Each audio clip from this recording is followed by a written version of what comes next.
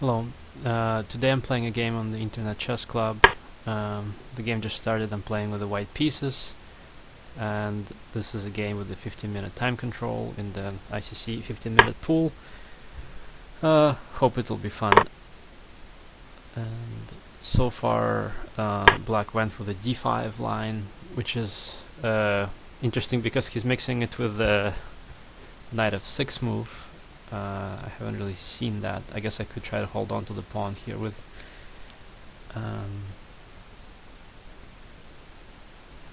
pawn to c4, but that's not really what I'm hoping to do here, because then black will play e6 and probably get some compensation, and that would be settled with the backward pawn. Instead, what I want to do rather is something like pawn to d4, but I wonder if I can play it in a more flexible way. In the meantime, I'm just thinking about it. d4 here, I suppose, makes some sense. If black now takes with the queen on d5, we'll have a normal line. But since he's taking with the... probably intended to take with the... oh, okay, he take with the queen. So here knight f3 is probably the most logical move, defending the pawn and just reinforcing it. Here black has options, definitely. Knight to c6. This is a kind of a flexible system where he's not committing his queenside bishop to g4 or to anywhere else, and so I could just play. Yeah, I've been thinking about the system recently, and I haven't really come up with terribly good ways. The flexibility of the two knights is that black could take on d4 when he feels right. He could decide what to do with the bishop a little bit later, and he's not really committing too much. So the plan I had for this is to play bishop to e3. Downside is that black can try to exchange this bishop with queen, with knight g4 and knight takes, but that, in my preparation, I decided it would be okay. Whether it's actually going to be okay in the game is a bit of a different story.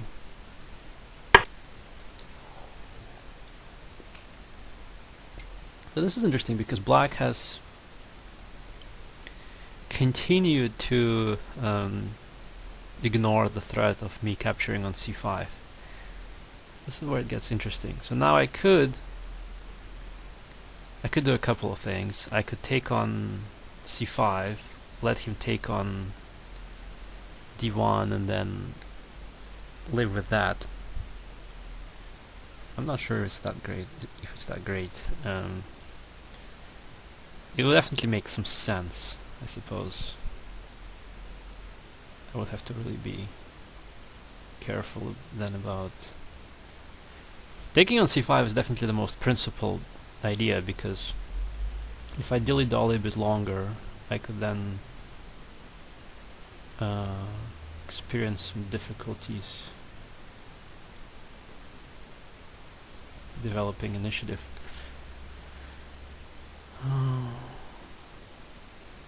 It's a little embarrassing to be in deep thought on move 7, but I find that in these lines of the c3 Sicilian, it's a little tricky sometimes to come up with the correct move order against black's various options.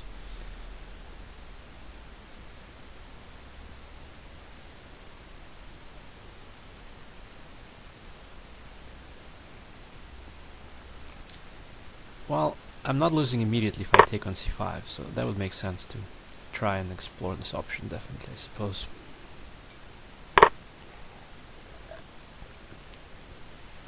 Now this is not what I expected at all, because at this point I don't really see how black is going to be recapturing that pawn.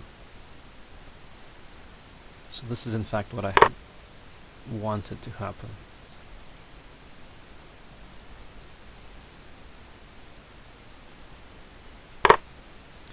Okay, so white now has two bishops and an extra pawn, and black has no visible way of regaining that pawn. I don't really see how he's going to regain that pawn.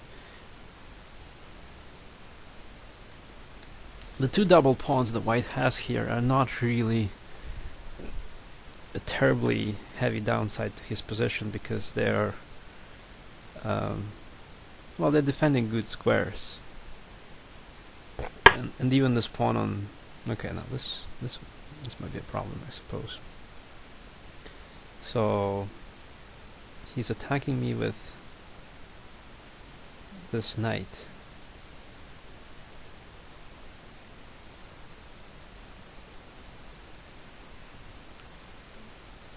But the issue is that if he exchanges on e3, that would just undouble my pawns, and I would still be okay with that, I suppose. So how do I here continue in the most flexible way? Saving the bishop probably doesn't make much sense. b4 seems logical. I'm not sure where my bishop will go, if it will go to c4 or to b5 or to elsewhere. Playing b4 here makes a little kind of some sense. Makes some good sense. It might walk into e5, sorry, into a5.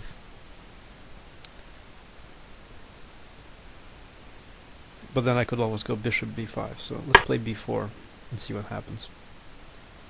Just defend the pawn, because it's clear at some point black will attack it, and if I ever have to defend the pawn, b4 will be forced. I suppose a5 right now might be a little bit unpleasant.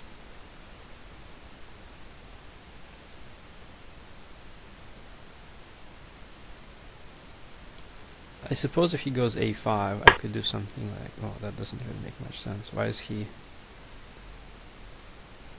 doing this now?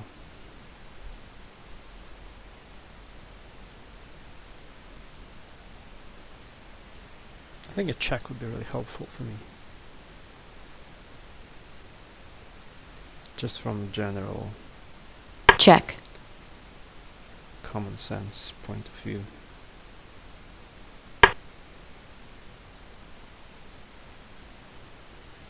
Now my pawn on f3 is attacked. I think the most sensible solution here is just to play king here and see what happens.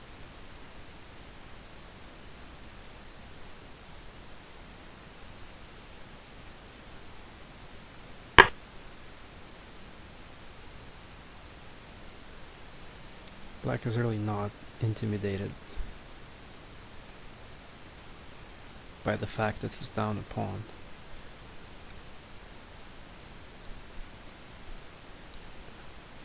So a really tempting option here is to play...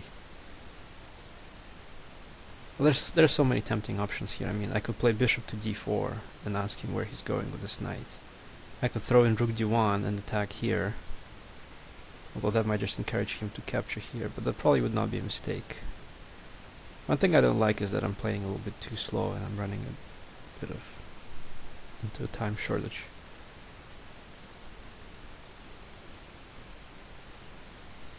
Fortunately, I can't move this knight yet. That does bother me quite a bit. Intuitively, I'll just play this and develop the rook.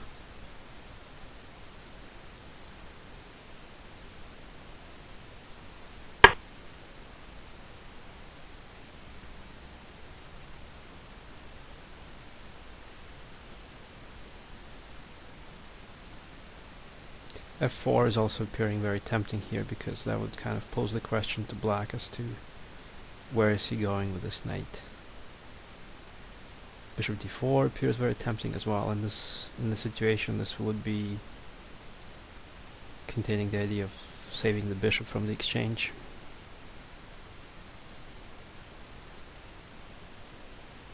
Very tempting to also just play a3 and c4 and defend this whole structure. I don't really see a counterindication against that. a5 is an idea for black that I don't like very much, and I need to have some way to deal with that, I suppose. a3, a5, c4, takes, f4. I wish this could be a little bit more comfortable. The downside of my placement is also that now this is potentially coming with a check, and I really have to watch the square carefully.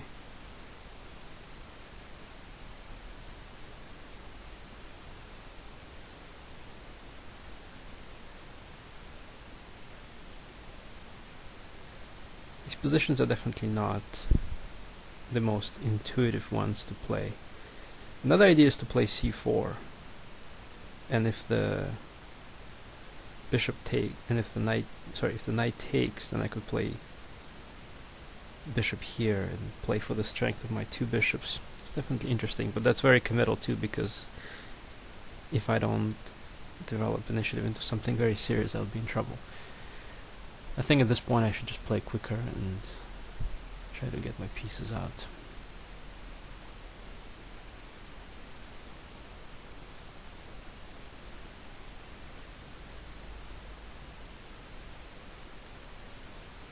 Downside of bishop d4 is that this knight can then go here.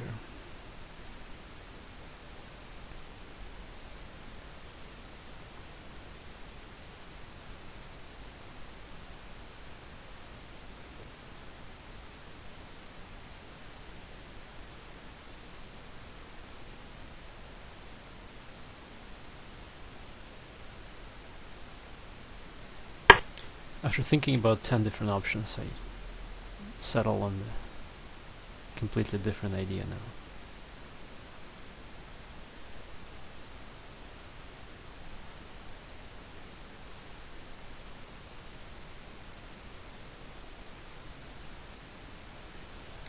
Both sides are really playing some weird game here because we're kind of underdeveloped.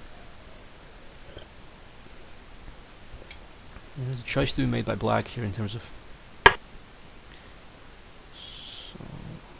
Well, the interesting option I have here is to play f5 and open up the position a little bit.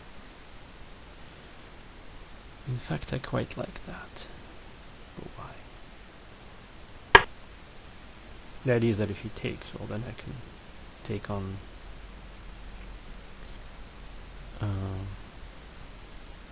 d5, and at the same time, if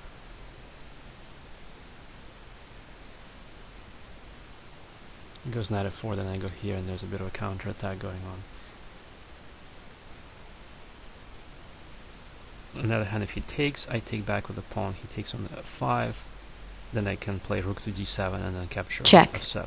So he'll settle for this.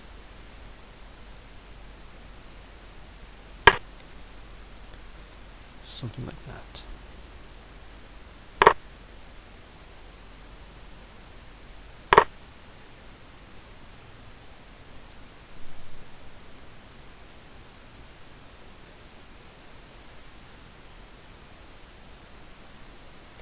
His knight is hanging, and in this situation I will have an option of upsetting it with e4 if he goes further to d5. It's really a big issue that I have not gotten my pieces developed.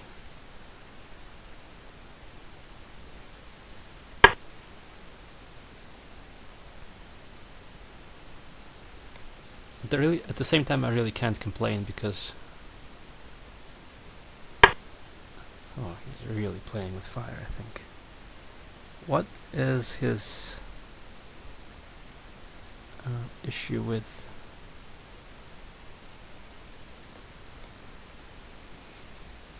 I like this though, because this just leaves him with more pawns.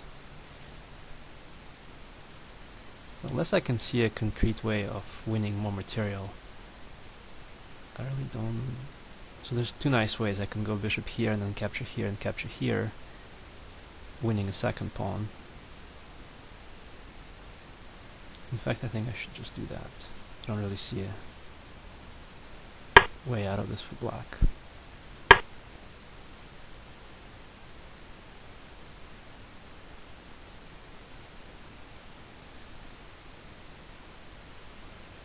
Now that is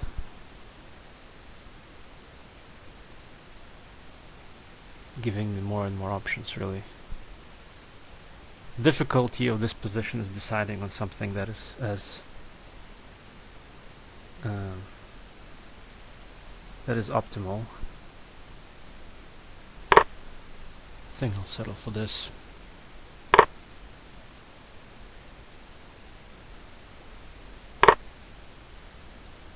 My goal here is to shut down his bishop out of the game as much as possible. And the way to do this here would be with playing e5. And as long as I can consolidate with knight to b3, I think this will be practically over. And he really isn't stopping me from doing this at all. Next is rook a to d1, and really I basically have just about enough time to make it happen, I think. Okay, so now the option is definitely to take on there with a pawn and just kind of march the pawns through, or to take with the rook and continue building up the pressure. The issue with the rook capture is that he would take over the e file, and I would have a bit of a difficulty holding on to everything, but that shouldn't really bother me. 2 extra pawns should be more than enough in a position like this.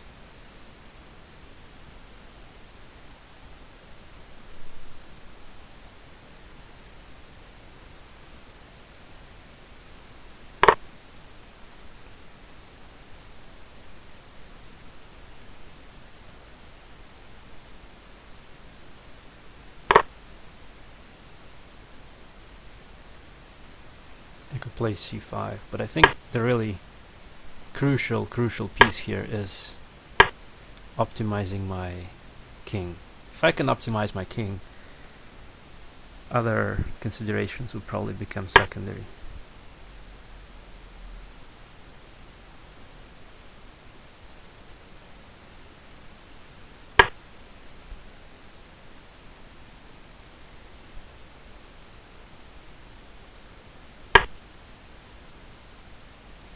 This, I don't really know where this is aiming to come.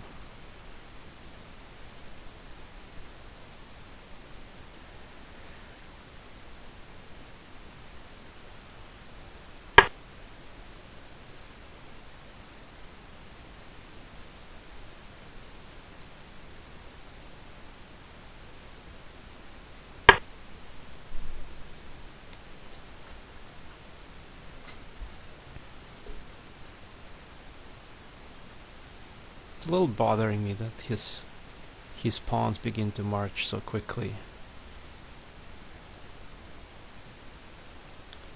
Here, I really don't like the fact that the pawns are running.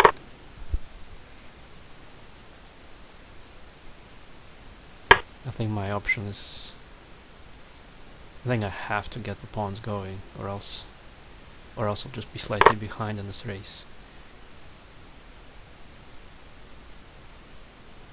It's definitely not something you should have done. Because now I have 3 pawns in the center that are just unstoppable, basically.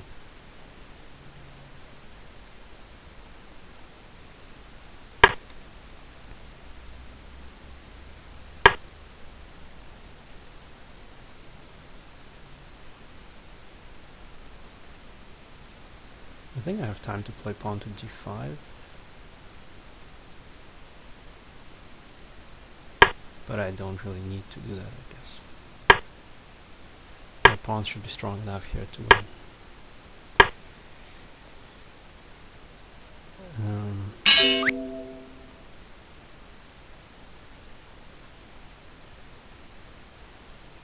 So yeah, this was the end of the game, and because the pawns are marching and black pawns aren't going anywhere, black resigned. The interesting thing in the game was this slightly twisted move order, and then the fact that I didn't really know what to do after capture on c5. Black definitely should take on d1 here and then try to play for my slightly weakened king, maybe with a long castle. But as it is,